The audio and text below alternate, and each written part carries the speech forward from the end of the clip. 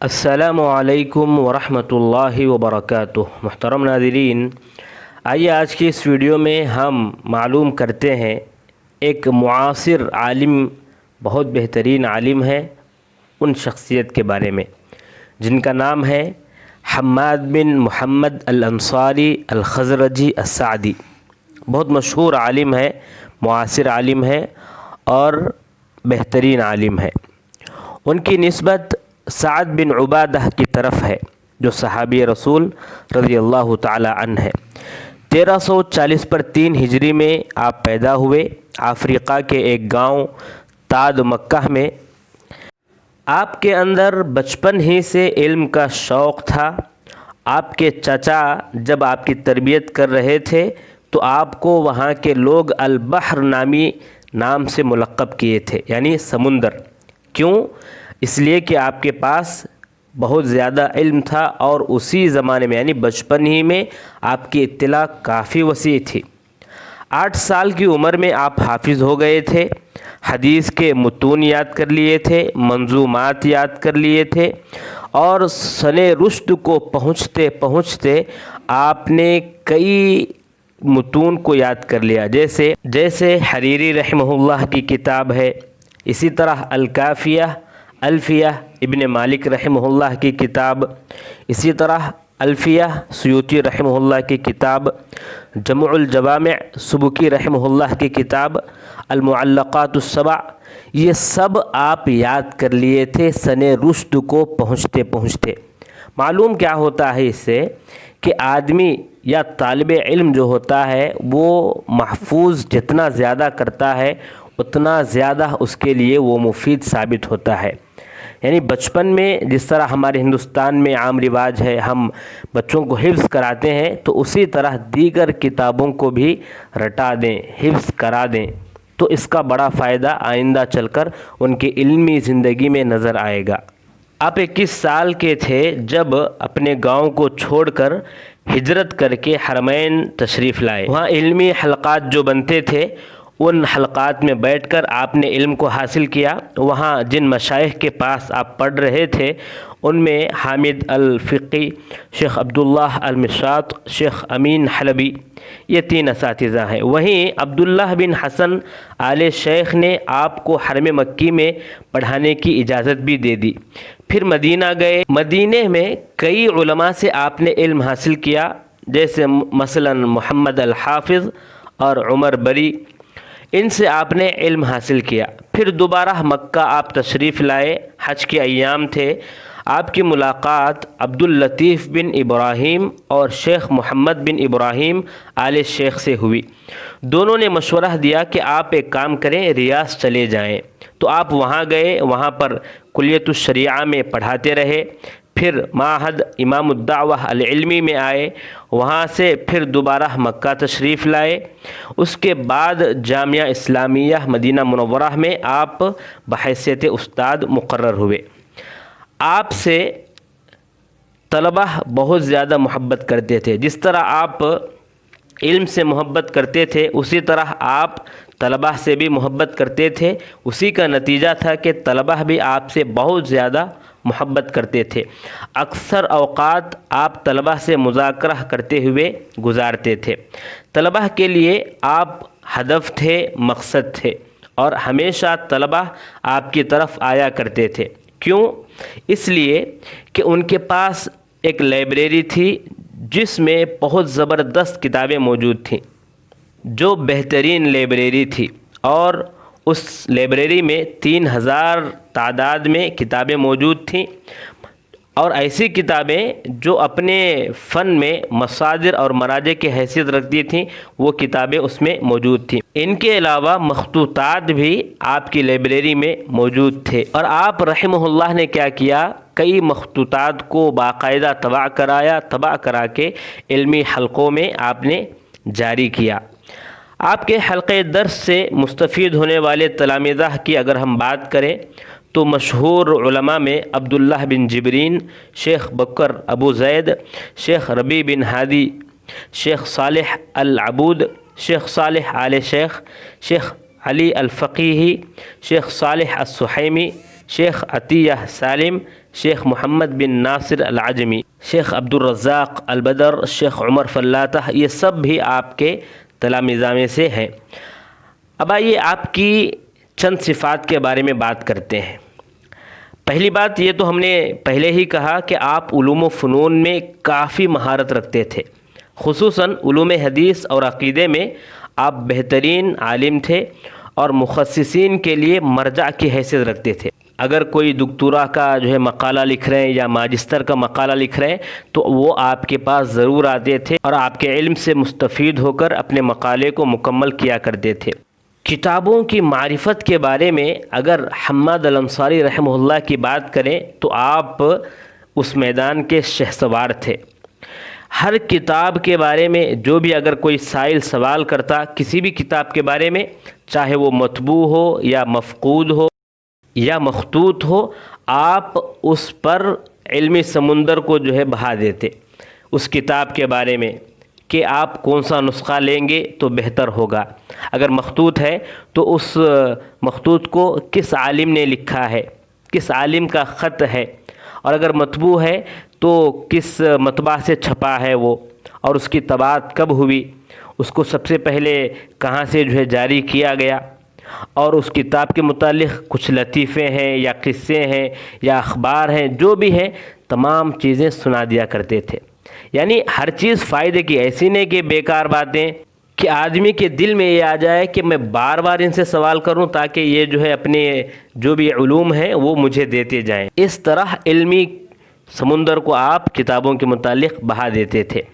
آپ کے زمانے میں جو بھی جامعہ اسلامیہ کے جو بھی طالب علم رہے ہیں، دکتورا کا مقالہ لکھ رہے ہوں یا ماجسٹر کا مقالہ، یا استاد بنے ہوں یا طالب علم رہے ہوں، انہوں نے آپ کے زمانے میں رہتے ہوئے آپ سے فائدہ نہ اٹھایا ہو یہ ناممکن بات ہے، بلکہ جو بھی طالب علم اس زمانے میں موجود تھے، جو بھی دکاترہ تھے یا اس زمانے میں جو بھی ماجسٹر کے پڑھنے والے تھے، تمام آپ سے ضرور ملتے تھے اور آپ سے ضرور اپنے مقالے کے متعلق، اپنے مضمون کے متعلق ضرور آپ سے سوال کرتے اور آپ کے لائبریری سے خاص کر فائدہ اٹھاتے تھے۔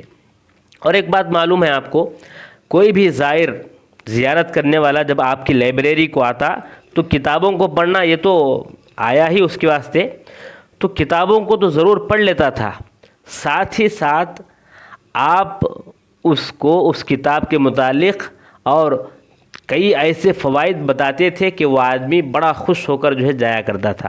اور اتنا ہی نہیں بلکہ اس کو آپ چائے بھی پلاتے تھے، قہوہ پلاتے، کھجور منگا کر دیتے، اور خاص کر سب سے بڑی صفت آپ کے اندر جو تھی وہ خوش مزاجی۔ آپ جو بات کرنے کا آپ کا جو انداز تھا وہ لوگوں کو بہت زیادہ پسند آتا تھا۔ اور ایک بات اور بتائی جاتی ہے کہ جب کوئی زائر زیارت کر کے لائبریری دیکھ کر واپس جانے کی خواہش ظاہر کرتا تو آپ فوراً کیا کرتے تھے، اس کو عطر لگا کر بھیجا کرتے تھے۔ اب آئیے آپ کے کچھ علمی درر جس کو کہتے ہیں، علمی ایسی باتیں ہیں جو یقیناً کئی باتیں ہیں، ویسے میں نے چند یہاں پر بیان کیے ہیں ایک علمی استفادے کے لیے، اور یہ بہت بہترین باتیں، پوائنٹ کی باتیں ہیں۔ سب سے پہلی بات کیا ہے، فرماتے ہیں کہ نیند کی 3 قسمیں ہیں۔ پہلی قسم عیلولہ، عصر کے بعد سونا۔ اس کے متعلق حدیث ایک ہے، ضعیف ہے، کہ من نام بعد العصر فاختلس عقلہ فلا یلومن الا نفسہ، جو عصر کے بعد سو جائے اس کا عقل جاتا رہے گا اور وہ اپنے آپ کو ملامت کرے۔ نمبر 2، نیند کی دوسری قسم کیا ہے، حیلولہ، یعنی فجر کے بعد سونا، جو کام کے اور آدمی کے درمیان حائل ہو جاتا ہے۔ اور اللہ کے نبی صلی اللہ علیہ وسلم نے کیا فرمایا کہ اللہم بارک لامتی فی بکورہا، کہ اے اللہ میری امت کو صبح کے وقت میں برکت دے۔ یعنی صبح کے وقت میں آدمی جب کوئی کام کرتا ہے، کوئی بھی عمل کرتا ہے تو اس میں برکت ہوتی ہے، اور اگر آدمی سو جائے تو گویا کہ وہ اپنی تمام برکتوں کو ختم کر لیا، تو یہ بھی سونا اچھا نہیں ہے۔ نمبر 3 فرماتے ہیں کہ قیلولہ، ظہر کے بعد سونا، یہ مفید ہے۔ حدیث میں بھی آتا ہے کہ قیلو، تم قیلولہ کیا کرو، फ़इन्न शयातीन ला तक़ीलू के शयातीन शैतान जो होते हैं वो कैलूला नहीं किया करते। आपके इल्मी दुरर में से नंबर 2 आप फरमाते हैं कि ये जो आयत है या अय्युहल्लज़ीना आमनू अतीउल्लाह व अतीउर रसूल व उलिल अम्रि मिनकुम फ़इन तनाज़अतुम फ़ी शैइन फ़रुद्दूहु इलल्लाहि वर रसूल, इस आयत में अतीउल्लाह से मुराद क्या है? क़ुरआन। अतीउर रसूल से मुराद क्या है? हदीस। उलिल अम्रि मिनकुम से मुराद क्या है? इजमा। फ़इन तनाज़अतुम फ़ी शैइन फ़रुद्दूहु इलल्लाहि वर रसूल, ये क़ियास है। इसकी तरफ ज़रूरत के वक्त आपको जाना है। क़ुरान में आपको ना मिला, हदीस में भी नहीं मिला और इजमा भी नहीं हुआ, तो उस वक्त आपको क़ियास इख्तियार करना है। क़ियास 3 तरह के हैं। नंबर 1 मंतिकी, जिसमें फ़र्द का क़ियास सब पर होता है, जिसको अहले मंतिक़ या फ़लासिफ़ा या मुतकल्लिमीन अपनाते हैं। नंबर 2 तमसीली, यानी क़ियास तमसीली के जुज़ को जुज़ पर क़ियास करना, जो फ़ुक़हा करते हैं। नंबर 3 क़ियास इस्तिक़राई, यानी कुल का जुज़ पर क़ियास करना, जो लुग़वीयीन, नहवीयीन और मुअर्रिख़ीन इस्तेमाल करते हैं। क़ियास तमसीली जो है, जो फ़ुक़हा इस्तेमाल करते हैं, उसकी 3 किस्में हैं, यानी 3 तरह के हैं। नंबर 1 क़ियास दलाला, नंबर 2 क़ियास तशबीह, नंबर 3 क़ियास इल्ला।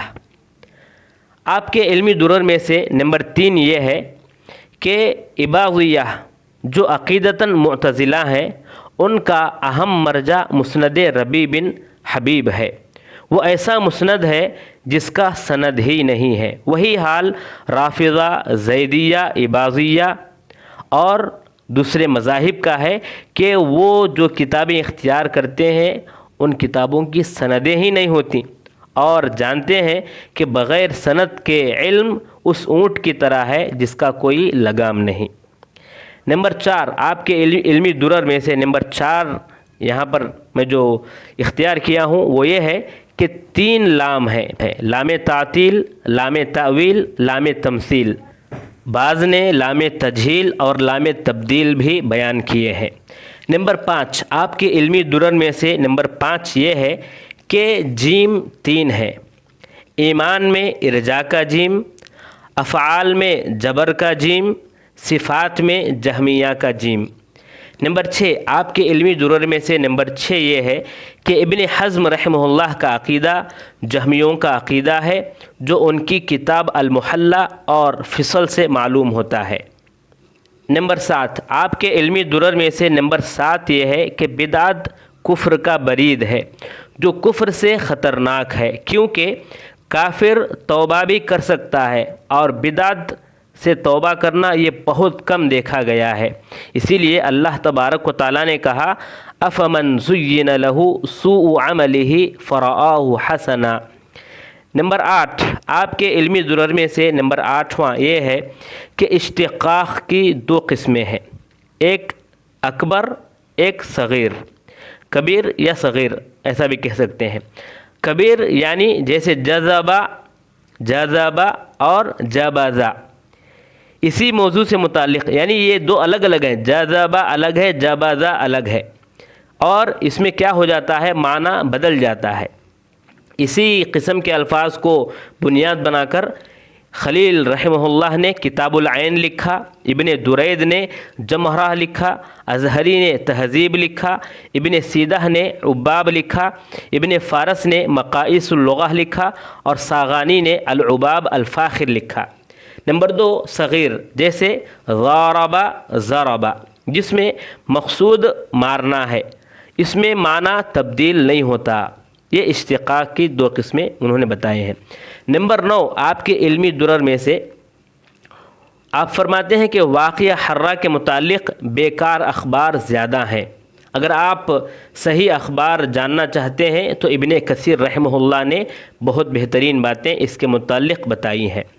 नंबर 10 आपके इल्मी दुरर में से ये है कि امکانیات لوگ بولتے ہیں، امکانیات بہت زیادہ تعبیر اختیار کرتے ہیں اور استعمال کرتے ہیں، حالانکہ یہ صحیح تعبیر نہیں ہے۔ صحیح تعبیر کیا ہے؟ امکانات ہے۔ نمبر 11 آپ کے علمی درر میں سے فرماتے ہیں کہ مالکیہ ابن عبد البر رحمہ اللہ سے 3 چیزوں سے خار کھاتے ہیں۔